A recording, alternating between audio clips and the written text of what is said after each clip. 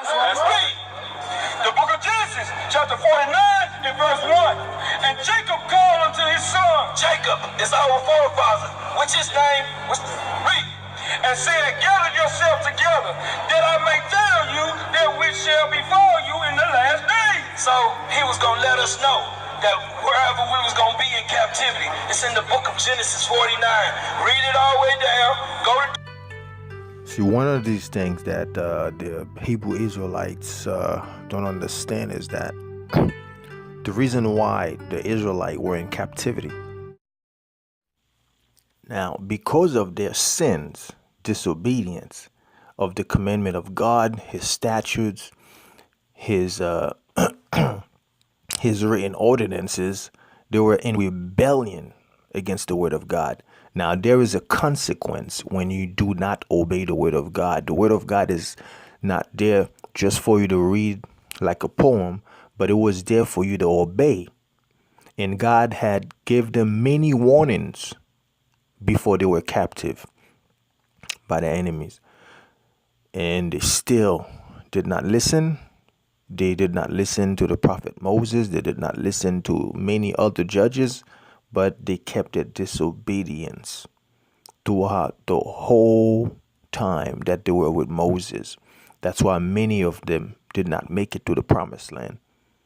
So that's why God kept sending his prophets, his servants, to warn them, but they did not listen. So that's why they were captivated by the Babylonian. God called Nebuchadnezzar his servant because he was scourging them as a payment for not obeying his word.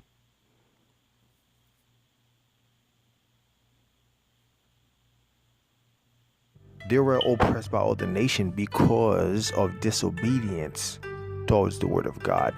God did promise them to prophet Moses that because they disobey his word, they will be in captivity. So they had a choice to make: blessing, cursing. If they obey, God said, I will bless them. I will bless them in their going and their coming and their sitting. God said he would have blessed everything that they touch. But if they disobey, they will be captive. Now, these Hebrew Israelites standing in the corner, screaming, using profanity and slurred speech against. Now, there's one word that Jesus mentioned in the book of John. If you may go with me, chapter 19, verse 10, it says, Then said Pilate unto him, Speakest thou not unto me? Knowest thou not that I have the power to crucify thee and have power to release thee? And you know what Jesus said to him? Jesus answered, Thou could not have power at all against me, except it were given thee from above. Therefore he that delivered me unto you had the greater sin. But those things were there as prophecy. Because of sin, that's the reason why Israel was captive, and because of sin of the world, that's the reason why many people are into slavery. Now, let's say, for example, in the book of Daniel, chapter 2, let's go there real quick. So here's the vision that the king Nebuchadnezzar had in the book of Daniel, chapter 2, verse 32. It says, This image head was of fine gold, his breast and his arm of silver, his belly and thighs of brass, and his legs of iron, his feet part of iron and part of clay. Now, the reason why I mention this is because now this prophecy explained the whole history of the earth. So that means the clay and iron was part of Rome when the empire of Rome became divided. At that time, Rome was in power. Rome was defined as the beast. So that means they were without mercy. They used to kill people, kill Christians. They conquered the whole world, and Rome was in control of a lot of stuff. They were just taking land after land, and nobody could come against the iron fists of Rome. Now, who gave them the power? It was God.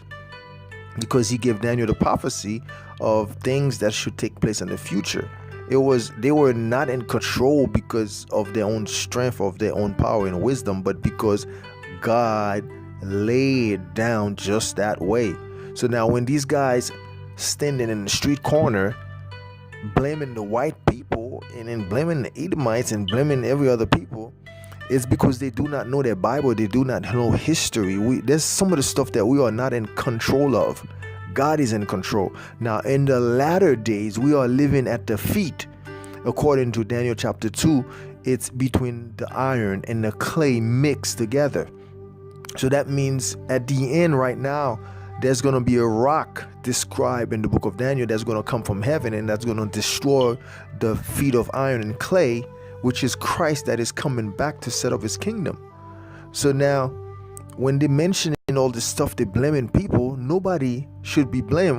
Remember what Jesus said to the emperor, to the king. Jesus said, "You have no power except it was given to you from above." So that means all the stuff that happened in the world was supposed to happen because of our sin.